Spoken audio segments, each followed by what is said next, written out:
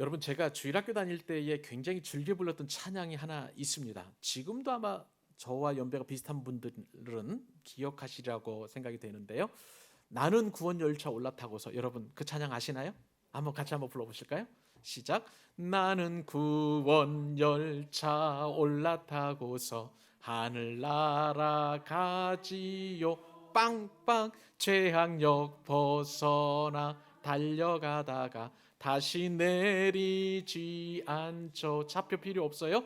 차표 필요 없어요. 주님 차장 되시니 나는 염려 없어요. 빵빵. 나는 구원 열차 올라타고서 하늘 날아가지요.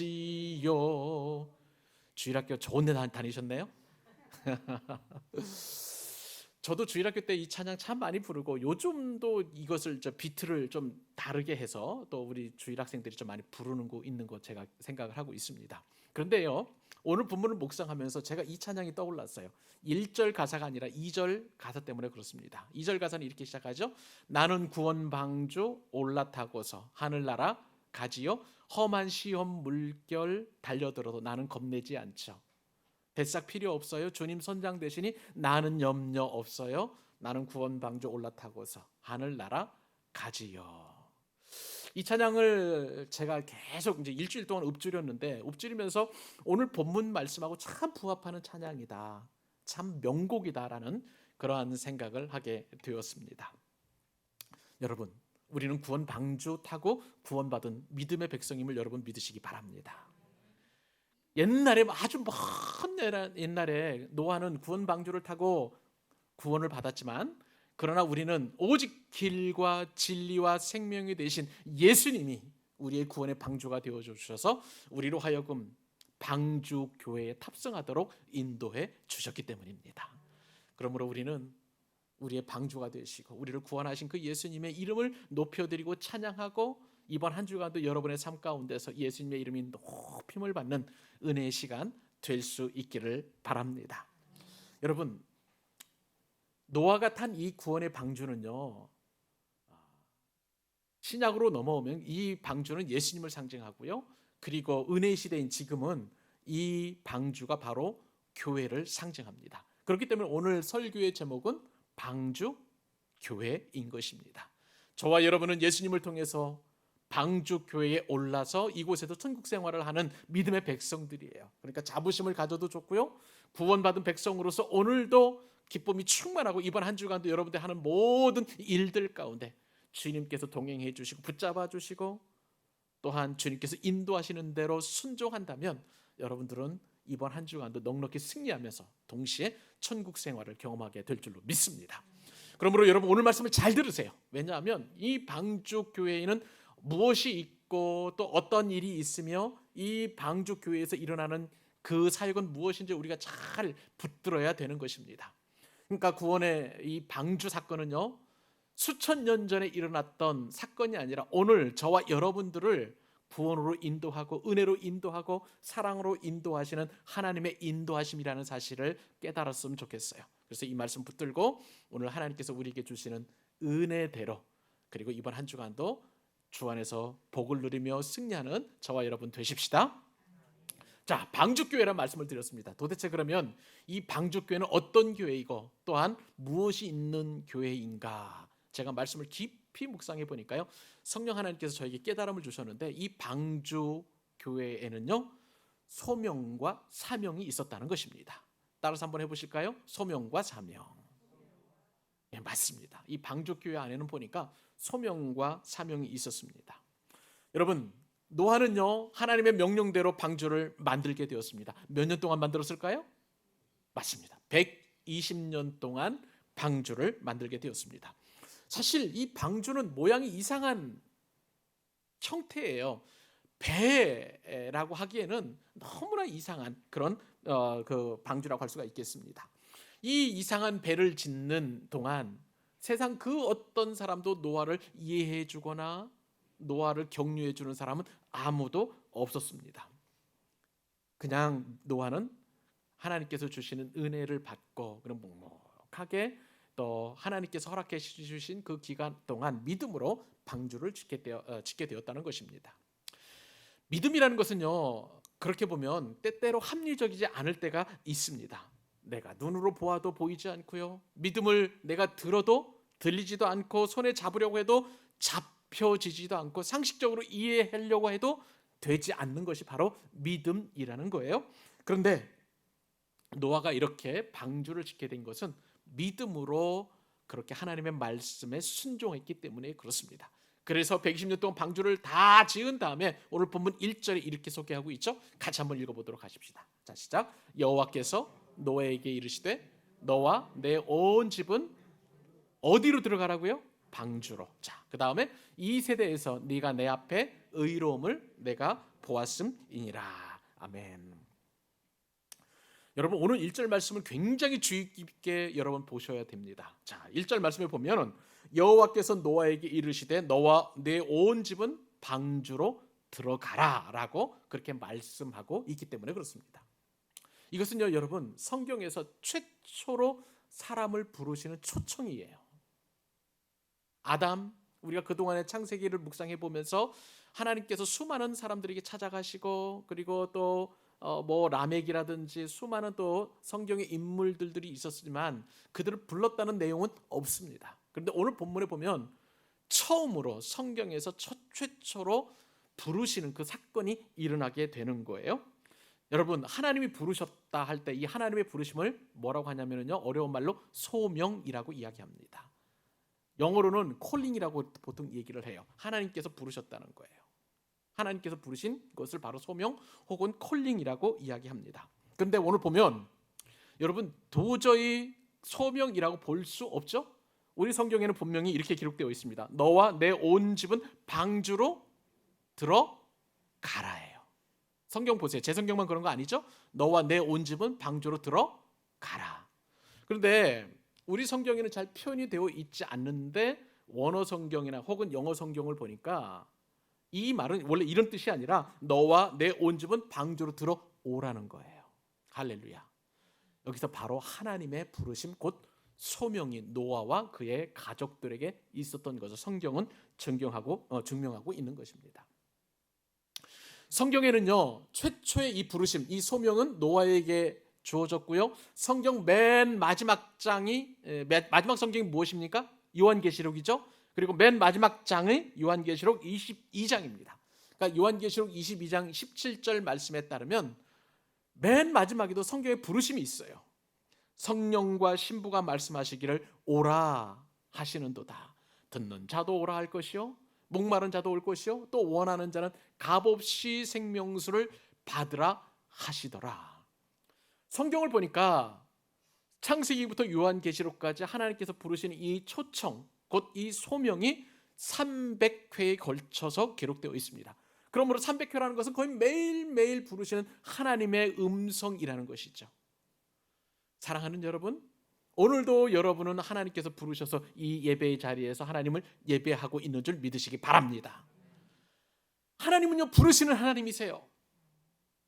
저를 부르시고요, 여러분 한 분 한 분들을 일일이 이름을 불러서 다 소명을 그렇게 주신 하나님이라고 할 수가 있겠습니다. 그러므로 우리는 하나님의 부르심 앞에 늘 순종할 필요가 있는 거예요. 여러분, 매일매일 매주마다 여러분 설교 들을 때마다 어떤 말씀을 듣습니까? 여러분, 성경 읽으셔야 합니다. 큐티하셔야 합니다. 기도하셔야 합니다. 이것이 다 여러분들을 부르시는 하나님의 소명이라는 거예요. 노아가 하나님의 말씀에 부르심에 순종했던 것처럼 여러분들도 그 소명에 순종하실 수 있기를 바랍니다. 소명은요, 축복이에요. 아무나 부르시는 것이 아니에요. 그 부르심에 또한 응하는 사람이 복을 받는 것입니다. 오늘 말씀을 보니까 하나님은 방주를 다 지은 노아에게 너와 내 온 집은 방주로 들어오라고 이렇게 소명을 주셨습니다. 근데 여러분, 소명 받은 자에게 할 일이 있습니다. 하나님께서 부르신 이후에는요, 반드시 할 일을 주십니다. 그러니까 하나님께서 나에게 주신 일을 감당하는 것을 일컬어서 사명이라고 이야기합니다. 사명이라는 것은 옛날에 임금의 명령을 받고 사신이 이제 적진이라든지 아니면 다른 곳에 가서 분명하게 임금의 뜻을 전하는 그 일을 사명이라고 그랬잖아요. 영어로는 미션이라고 그렇게 이야기합니다. 하나님께서는 부르신 자들을 반드시 일하게 하시는 하나님이신 것입니다. 하나님께서는요, 방주로 노아를 초청하셨어요. 너를 초청하셨고, 그런데 중요하게 보아야 될 것은 우리를 부르시는 하나님이 우리를 부르신 것은요, 나 한 사람을 통해서 우리의 모든 가족들이 구원받을 수 있도록 우리 가족들도 동시에 부르신다는 사실입니다. 소명은요, 한 사람을 통해서, 의로운 한 사람을 통해서 다른 사람들도 동시에 부르시는 하나님의 놀라운 능력이 나타나는 것입니다. 여러분, 우리가 잘 아는 말씀 있죠? 사도행전 16장 31절이죠. 주 예수를 믿으라, 그리하면 너와 내 집이 무엇을 받으리라? 구원을 받으리라. 하나님의 소명에 응답하는 한 사람, 그 사람을 의인이라고 하나님께서 부르시는 거예요. 지금 노아는 의로운 사람이에요. 이 한 사람을 통해서 노아의 온 가족들이 그렇게 구원을 받은 것처럼 여러분 한 사람의 그 믿음을 의롭게 여기시고 여러분의 모든 가족들도 구원하시는 줄 믿으시기 바랍니다. 이것은요, 하나님께서 누누이 말씀하시는 거예요. 하나님께서 이 말씀을 이루시기 위해서 뒤에 히브리서 기자를 통해서 이 사실을 다시 한번 확인시켜 주십니다. 히브리서 11장 7절에 보면 이렇게 기록되어 있어요. 자, 같이 한번 읽어볼까요? 믿음으로 노아는 아직 보이지 않는 일에 경고하심을 받아 경외함으로 방주를 준비하여 그 집을 구원하였으니 이로 말미암아 세상을 정죄하고 믿음을 따르는 의의 상속자가 되었느니라. 아멘. 노아는요, 믿음으로 아직 보이지 않는 무려 120년 동안 이후에 일어날 이 홍수로 인한 심판에서 너를 구원하리라는 이 하나님의 언약을 믿고 그 말씀에 순종했더니 그것을 하나님께서 의로 여기시고 온 집을 다 가족들을 구원하셨다라고 말씀하고 계시는 거예요. 여기서 우리는 깊이 한 가지 묵상해 봐야 될 부분이 있습니다. 1절에서 노아의 가족이 구원을 받은 이유는 왜 구원을 받게 하셨을까? 그래서 다른 게 아니었어요. 1절 하반절 말씀해 보세요. 이 세대에서 네가 내 앞에 의로움을 내가 보았습니다. 노아의 믿음을 의롭게 여기시고 그리고 그 의로운 것으로 말미암아 믿음으로 하나님 말씀에 순종한 것을 말미암아 노아의 온 가족들이 구원을 받았다는 것이죠. 내 앞에 의로워졌다. 내 앞에 의로움을 내가 보았다. 내 앞이라는 건 하나님 앞이라는 거예요. 하나님이 보시기에, 하나님이 판단하시기에, 하나님이 인정하실 만하시기에 그렇게 믿음의 생활을 했기 때문에 그것을 의로 여기셨다라는 것입니다. 여러분, 이것을 노아가 죄가 없다라고 오해하지 마시기를 바랍니다. 하나님의 말씀을 믿은 것, 그것을 의롭게 여겼다는 거예요. 그러므로 여러분, 저와 여러분이 한 사람이 예수님을 믿게 되면 그것을 의로 여기시고 아까 사도행전 말씀에 주신 말씀과도 같이 나로 말미암아서 우리의 온 가족이 구원을 받게 되는 줄 믿으셔야 한다는 것입니다. 노아의 이 의로운 행동은요, 정말 고독했을 것 같아요. 120년 동안 방주를 지었더니 그 기간 동안 수많은 사람들이 조롱하고 멸시하고 노아는 미쳤다고 그렇게 놀랬을 거예요. 이 방주를 짓는 기간 동안 노아는 휴식을 취했겠습니까? 여행을 한번 했겠습니까? 아니면 돈을 벌어 가지고 또 쓸 일들을 또 이렇게 찾을 수 있었겠습니까? 그냥 오로지 방주 짓는 일만 하게 되었다는 거예요. 돈 버는 일도 못했고요. 자신의 어떤 취미나 또 여가 생활도 즐기지 못했던 것을 우리는 누구보다 잘 알 수 있는 것입니다. 무엇보다도 노아에게는 믿음의 싸움이 있었을 거예요. 속으로 120년 동안 방주를 짓는다는 것은 굉장히 어려운 일이었겠죠. 이게 내가 지금 잘하고 있는 일인가? 이게 실제로 일어날 일인가? 뭐 이런 것들이 수없이 하루에도 몇 번씩 노아의 마음속에는 자꾸 왔다 갔다 하지 않았겠어요? 그런데 노아는 그저 묵묵히 믿음으로 그 말씀 앞에 순종해서 그 일을 다 감당했으니 하나님께서 노아를 의롭게 여기신 것입니다. 여러분, 하나님께서 노아를 의롭게 여기시고 그리고 무엇보다도 노아를 부르신 그 하나님께서 노아로 하여금 일을 주셨다는 것, 방주를 짓는 것뿐만 아니라 노아에게 주신 일들은 가족을 구원하는 일이었던 것입니다. 사랑하는 여러분, 이것이 바로 노아가 받은 사명이에요. 여러분들의 사명은 무엇입니까? 여러분들의 사명은 하나님께서 부르시고 여러분들의 가정을 잘 돌보시는 것임을 믿으시기 바랍니다. 가정주부들에게는 이것이 귀한 하나님이 주신 사명이에요. 또한 직장 생활하시는 분은 그 자리가 바로 하나님께서 여러분들에게 하나님의 일을 부탁하신 사명의 현장이기 때문에 직장 생활에 충실하실 수 있기를 주님의 이름으로 축복합니다. 공부하는 자녀들에게요, 열심히 공부하는 것, 그것은 하나님께서 허락해 주신 사명을 감당하는 일이에요. 최선을 다하여 그 일을 감당해야 되는 것이고요. 사업하시는 분들 많으시잖아요. 여러분들이 허락해 주신 하나님께서 이 사업장을 충성스럽게 잘 감당하는 것도 바로 하나님께서 주신 사명임을 믿으시기 바랍니다. 왜 내게 사명을 주셨나요? 하나님께서 나를 부르셨기 때문에 그래요. 하나님께서 나를 의로운 자로 여기셨기 때문에 그래요. 내가 어떤 일을 행해서 의로워지는 것이 아니라 예수님을 믿는 그 믿음을 의롭게 여기셔서 나에게 사명을 주신 것을 여러분 꼭 기억하실 수 있기를 바랍니다. 근데 여러분, 여기서 우리가 오늘 말씀을 통해서 꼭 기억해야 될 또 다른 사명은 뭐냐면요, 여러분의 가족들이 구원을 받는 것이에요. 여러분, 요즘은 참 전도하기가 쉽지 않은 시대인 것을 여러분 아십니다. 노아는 전도하기 쉬웠을까요? 여러분 어떻게 생각하십니까? 노아 시대에도 수많은 사람들이 있었어요.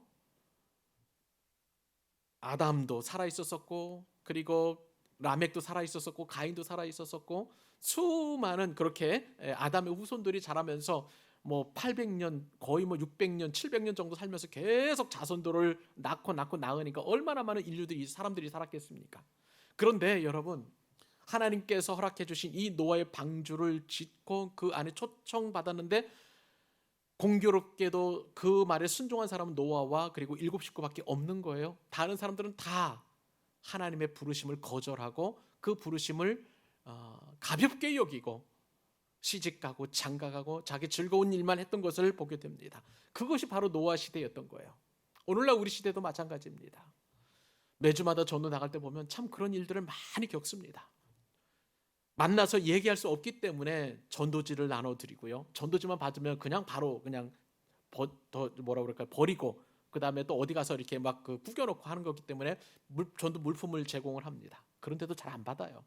요즘에는요, 심지어는 주일학생들도 거절하는데 냉정하게 거절하고요. 심한 경우는 어떤 경우를 봤냐면, 어떤 엄마가 이제 초등학생 딸을 데리고 걸어가는데 전도지하고 전도 물품을 줬다는데 갑자기 딸을 막 혼내키는 거예요. 사람들이 주는 거 아무거나 받지 말라고 막 혼내키고 착 낚아채가지고 다시 이렇게 건네주는 것을 봤을 때 요즘이 참 노아 시대와 같구나라는 그런 생각을 한번 해보게 되었습니다. 사랑하는 여러분, 전도하기 어려운 시대예요. 그만큼 악한 시대이고 또 포악한 세대를 저와 여러분이 살아가고 있는 것입니다. 이러한 세대에 노아처럼 산다는 것은 대단히 어려운 일이에요.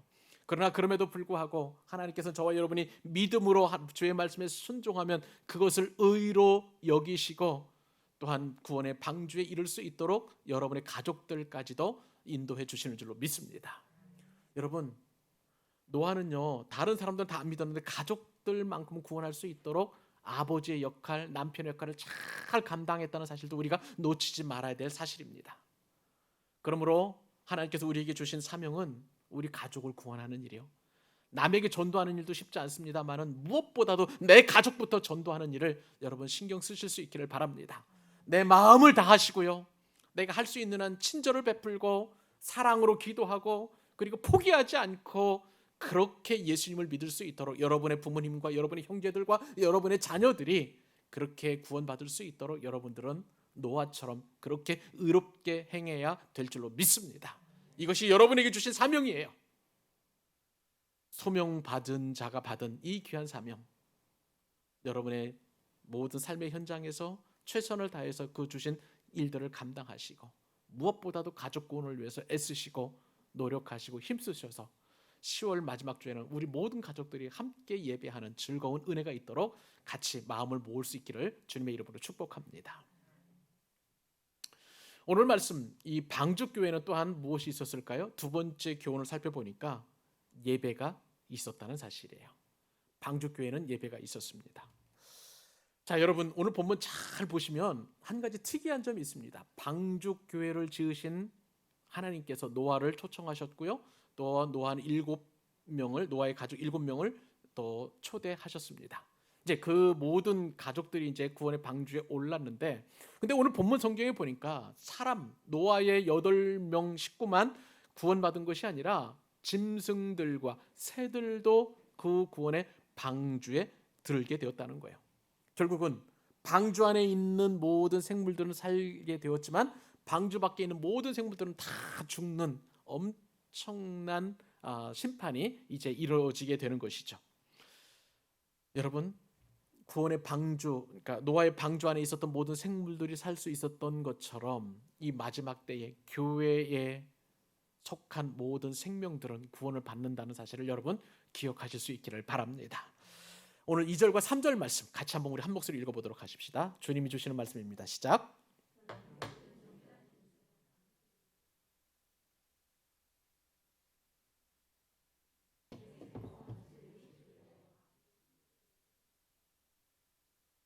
아멘. 여러분 이 말씀을 읽으면 조금 우리 노아가 예전에 받은 말씀하고 다르다는 것을 우리가 기억하게 됩니다. 창세기 6장 9절이죠. 19절. 네. 창세기 6장 19절에 어떻게 기록되었냐면 노아에게 하나님은 혈육 있는 모든 생물을 너는 각기 암수 한 쌍씩 방주로 이끌어들여 너와 함께 생명을 보존하게 하라. 처음 주신 명령은 생물들을 암수 한 쌍씩 방주로 들어오라고 명하셨는데 오늘 본문의 말씀에 따르면 암수 한 쌍이 아니에요. 정결한 짐승과 부정한 짐승은 나눕니다. 그래서 정결한 짐승은 암수 7쌍, 그리고 부정한 짐승은 암수 한 쌍씩 원래의 명령대로 그렇게 주셨다는 거예요. 추가가 된 것이죠. 여러분 그렇다면 이 정결한 짐승이란 도대체 어떤 짐승일까요? 한마디로 말하면 제사 드리는 짐승이라고 할 수가 있습니다. 제사 드리기 합당한 짐승이 바로 정결한 짐승이에요. 근데 하나님께서는 이 정결한 짐승 암수 7쌍씩을 방주에 들어오라고 이렇게 말씀하셨습니다. 여러분 이것은 무엇을 말씀하실까요? 그것은 바로 방주에서 제사가 드려졌다는 것을 의미하는 거예요. 예배가 드려졌다는 것이죠. 여러분 방주는 광야와 같은 곳입니다. 한번 상상을 한번 해보세요. 그리고 방주는요 바로 우리 그리스도인의 삶의 현실과도 동일합니다. 방주 안 여러분 한번 생각해 보세요. 그곳이 바로 사람이 살만한 곳일까요? 정해진 규격 안에 노아의 8식구뿐만 아니라 많은 생물들 같이 살았기 때문에 얼마나 시끄럽고 요란하고 또 그런 곳인지 여러분 상상이 아마 안 가실 거예요. 각종 동물들이 울어댈 것입니다. 닭은 퍼덕퍼덕대고 그 다음에 새는 날아다니고 그러면서 참새는 날아다니면서 계속 이렇게 똥을 내리고 이런 것들 다 있잖아요. 그리고 또 동물들은 막 꿀꿀거리고 막 울게 되면은 그 방주하는 정말 난장판과도 같은 그러한 환경이었을 것입니다.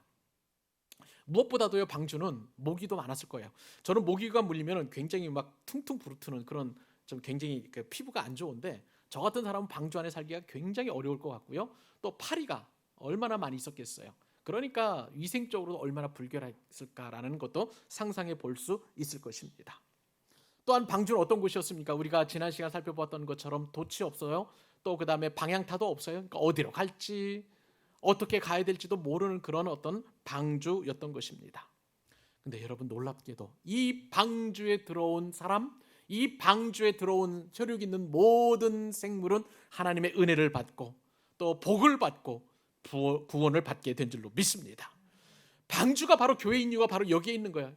아무리 방주가 어렵고 힘든 삶의 환경이라 할지라도 이 안에만 들어오기만 하면 구원을 받게 되기 때문에 그런 것입니다.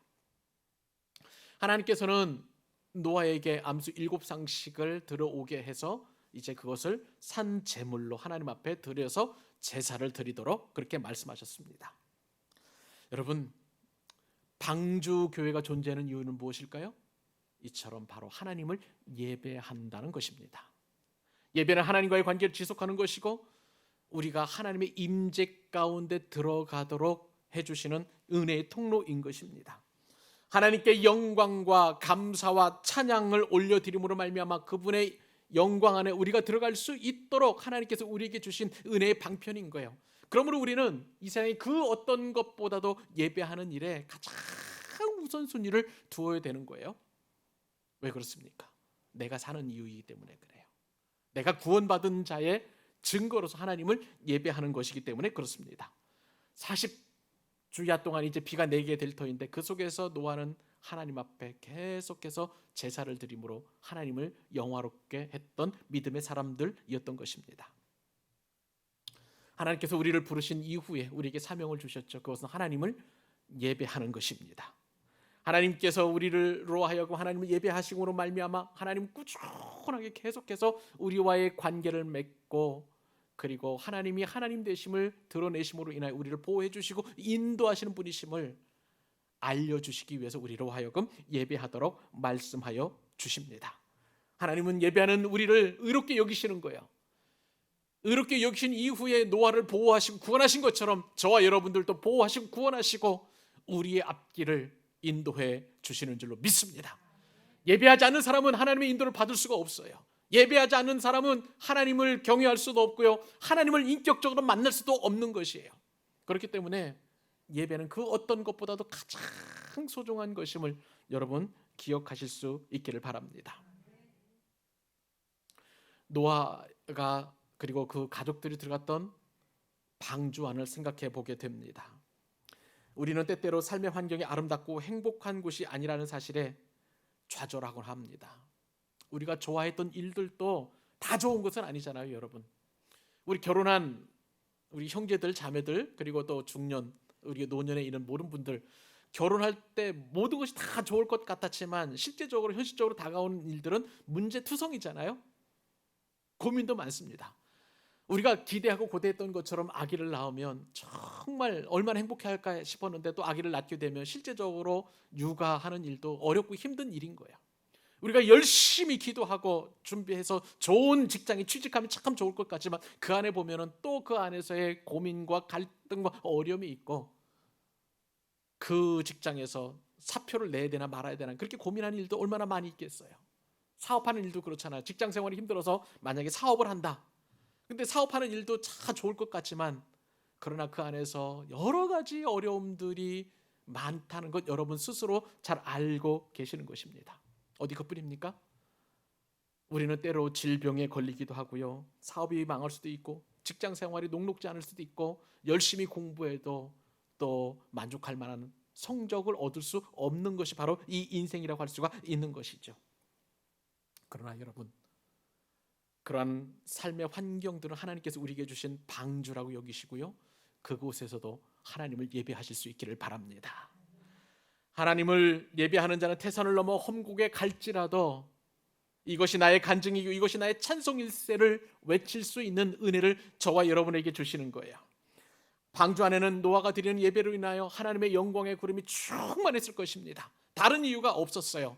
하나님을 예배하는 한 가지 이유만으로 노아와 그리고 그 가족들이 살고 그 안에 있는 모든 생명 있는 것들이 살 수 있었던 것이죠. 여러분, 예배는 내가 드리고 싶어서 드리는 것이 아니라는 사실을 기억하실 수 있기를 바랍니다. 예배는 생존의 문제예요. 내가 사느냐 죽느냐, 그리고 내 사업장이 사느냐 죽느냐, 내 가정과 내 직장과 내 학업이 사느냐 죽느냐 문제이고 내 미래가 사느냐 죽느냐의 미래인 것입니다. 예배를 소중히 여기고 예배를 존중하고 예배를 통해서 하나님의 은혜를 경험해야만 우리는 살아갈 수밖에 없는 존재이죠. 비단 이 교회에서만 예배하는 것이 아니라 여러분의 삶의 모든 영역에서 그것이 방주처럼 열악한 환경이라 할지라도 하나님을 예배하기만 하면 모든 것들을 변화시켜서 하나님의 영광 안에 들어갈 수 있도록 하나님께서 우리에게 은혜를 주십니다. 그 하나님을 기억하시고 이번 한 주간도 은혜 가운데 예배하는 여러분 되실 수 있기를 주님의 이름으로 축복합니다. 마지막이에요. 방주교회 안에는 도대체 또한 무엇이 있었을까요? 세 번째 교훈은요, 하나님의 일하심이 있었고요, 사람의 일함이 동시에 있었다는 것입니다. 여러분 혹시 이런 생각을 가지고 계신 분 계세요? 운명론을 이렇게 생각하시는 분이 있을지도 모르겠습니다. 그러니까 어떠한 일이 있어도 그냥 될 사람은 된다는 것이죠, 안 될 사람은 안 되는 것이고, 그러니까 사장 될 사람은 사장이 되는 것이고, 장관이 될 사람은 장관이 되는 것이고, 운명이 될 사람은, 아니, 대통령이 될 사람들은 대통령이 되는 것, 이것이 바로 운명론이라는 것이죠. 근데 여러분, 저와 여러분은, 예수님을 믿는 믿음을 가진 사람들은 운명론이 아니라 하나님께서 나의 주인이시고 내 인생을 하나님의 뜻대로 인도하신다는 믿음을 갖고 있는 사람들입니다. 이 하나님의 사람들에게는요, 하나님의 일하심이 있어요. 100% 일하심이고요, 또 하나님의 일하심 속에서 우리가 해야 할 100%의 일함이 있다는 것이죠. 오늘 본문에 보면 하나님의 일하심과 그 다음에 사람의 일함이 동시에 다 들어가 있는 것을 보게 됩니다. 자, 우리 4절과 5절 같이 한 목소리 읽습니다. 자, 시작. 지금부터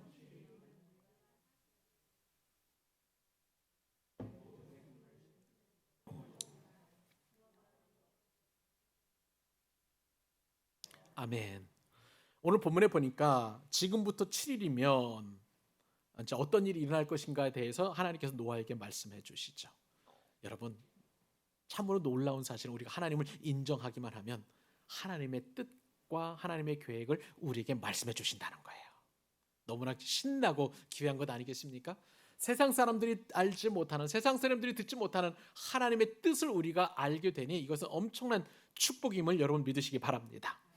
하나님께서요, 의롭게 여기신 노아에게 하나님의 계획을 말씀하시는데 이제 7일이면 심판이 이루어질 것을 말씀해 주시는 거예요. 하나님을 사랑하십시오. 하나님을 예배하십시오. 그러면요, 여러분께서 하나님께서 어떠한 계획을 가지고 계시는지를 분명하게 말씀해 주십니다. 그러면 우리 삶이 얼마나 박진감 넘치는지 아세요, 여러분? 아무리 삶이 힘들고 어려워도요, 조금만 더 견디면 하나님께서 나를 어떻게 인도해 주시겠구나라는 그런 소망이 생기는 거예요.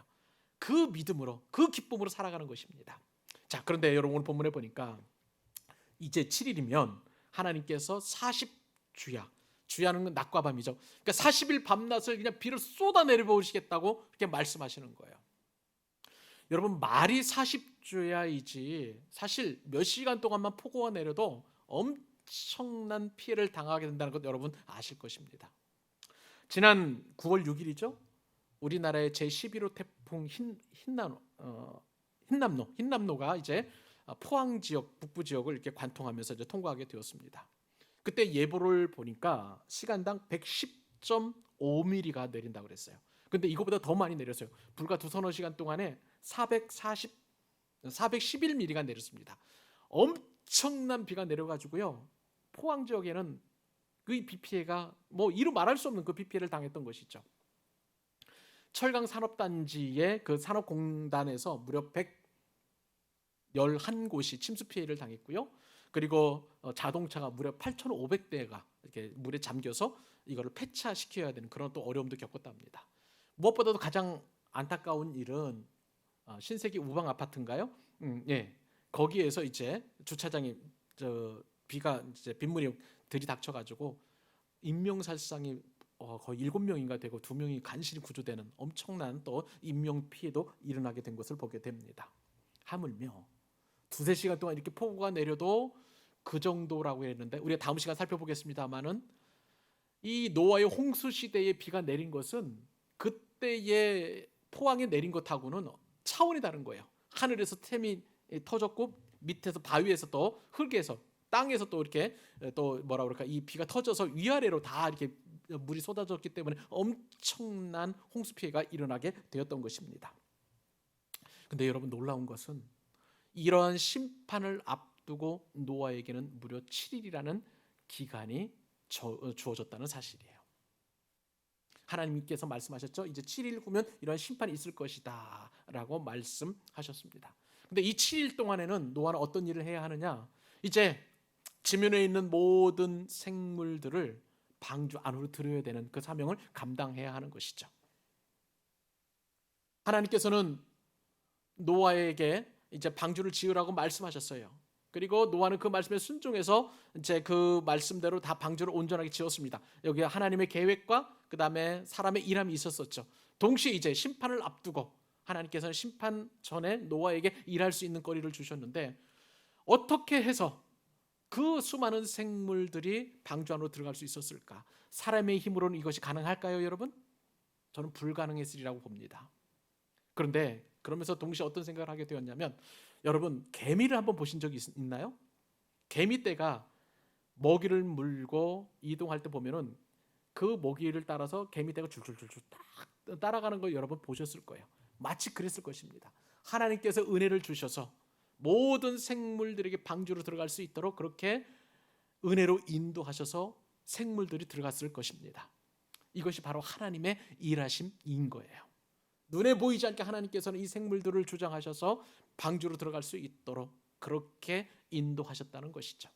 이것이 바로 하나님의 일하심입니다. 동시에 노아의 일함도 있었던 것입니다. 어떤 일을 했었을까요? 분명히 방주는 하나님의 계획에 의해서 노아가 만든 것은 사실입니다. 하나님께서 구체적으로 말씀해 주셨고 그 설계도대로 노아는 다 순종해서 이 방주를 만들게 되었던 거예요. 여기서 우리는 교회는 어떻게 운영되는지를 말씀을 통해서 깨닫게 됩니다. 하나님은 계획하시고 준비하시고 우리에게 힘을 주셔서 교회를 이끌어 가시는 때에 우리는 그 하나님의 비전과 꿈에 맞춰서 일을 감당할 때에 교회는 교회로서의 사명을 감당할 수 있게 되는 거예요. 사랑하는 여러분, 우리 광교 사랑의 교회는 하나님이 앞장서서 인도해 주시는 교회임을 믿으시기 바랍니다. 우리는 순종하면 됩니다. 우리에게 허락해 주신 사명을 감당하면 되는 것입니다. 우리는 노아처럼 거대한 방주를 지으라고 하나님께서 말씀하시지 않으셨어요. 그냥 단순한 일, 가장 쉬운 일부터 하라고 우리에게 말씀하십니다. 주일날 현장 예배 와서 예배 함께 드리자. 주일 오후에 같이 성경 공부하자. 소그룹 하자. 그리고 또 새벽 기도하자. 큐티하자. 그리고 또 전도하자. 무엇보다도 수요 예배 빈자리가 많은데 수요 예배 빈자리 채우자라는 그러한 단순한 일부터 저와 여러분에게 일을 시키시는 거예요. 그 일에 여러분 기쁨으로 자원함으로 순종하실 수 있기를 주님의 이름으로 축복합니다. 오늘 노아는 보니까요, 여러분 5절 말씀 보세요. 노아가 여호와께서 자기에게 명하신 대로 다 준행했습니다. 하나도 빠짐없이 노아에게 맡겨진 모든 일들을 다 감당한 거예요. 사랑하는 여러분, 여러분에게도 하나님께서 허락해 주신 모든 말씀에 다 준행하고 순종하는 여러분 되실 수 있기를 바랍니다. 왜요? 이것은 우리에게 축복이기 때문에 그래요. 하나님께서 명령하실 때에 하나님은 우리의 삶에 놀라운 구원의 빛을 비추시고 또한 그 구원의 은총을 날마다 말씀해 주십니다. 제가 몸이 아파 보니까요, 하나님 앞에 섭섭한 것도 있었지만 그러면서 제 자신의 연약함을 자꾸 고백할 수밖에 없더라고요.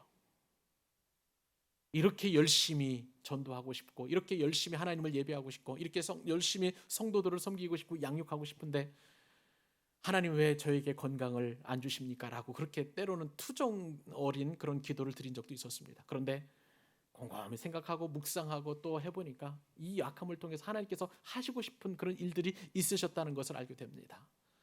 하나님은 저의 연약함을 자꾸 내려놓게 하시고 하나님의 강하심을 드러내도록 그렇게 분명하게 저를 낮추시는 것을 제가 보게 되었습니다. 하물며 여러분 어떻습니까? 여러분의 모든 삶 가운데 내 삶은 내가 주인이고 그리고 내가 원하는 대로 내 계획대로 내 포부대로 이끌어져야만 그것이 바로 하나님의 영광을 올리는 것이라고 돌리는 것이라고 그렇게 착각하고는 있지는 않습니까? 아니에요. 하나님 그러신 분이 아니십니다. 하나님께서는 하나님의 방법대로 하나님의 뜻에 맞춰 하나님의 때에 하나님의 일을 완성하시는 분이십니다. 그 일을 위해서 저와 여러분을 기꺼이 사용하시고요. 그리고 무엇보다도 지금 그 일을 위해서 한 사람의 의로운 자를 찾으신다는 거예요. 하나님께서는 노아 시대의 수많은 사람들 중에 딱 이 한 사람 노아를 통해서 바로 하나님의 뜻을 이루어 가셨습니다. 저는요 오늘 말씀을 준비하면서 우리 가운데 한 가지 소망이 생겼으면 하는 그런 바람을 가지게 되었습니다. 노아와 같이 하나님 앞에 의롭다고 인정을 받는 하나님의 은혜를 입은 바로 그 한 사람이 우리 예배하는 한 사람 한 사람이 되실 수 있기를 간절히 소망하는 것입니다. 저도 여러분처럼 그렇게 하나님 앞에 인정받는 그 한 사람이 되기를 소망하게 되었습니다. 여러분, 하나님은 우리에게 거대한 일을 시키지 않으십니다. 우리 삶에서 가장 단순하고 가장 쉬운 부분부터 하나님의 말씀에 준행하도록 그렇게 저와 여러분들을 이끌어 가시는 거예요. 결국은 나죠. 내가 어떻게 하느냐, 내가 어떻게 순종하느냐, 내가 어떻게 또한 노아처럼 그렇게 하나님의 말씀을 다 준행하느냐를 하나님께서는 오늘도 저울추를 통해서 그것을 달아보시고 저와 여러분을 의롭다고 말씀하십니다. 하나님은 다 준비되셨어요. 이제는 저와 여러분이 해야 할 몫만 남게 된 것입니다. 여러분, 오늘 말씀을 듣고 우리 기꺼이 하나님의 말씀을 다 준행하십시다.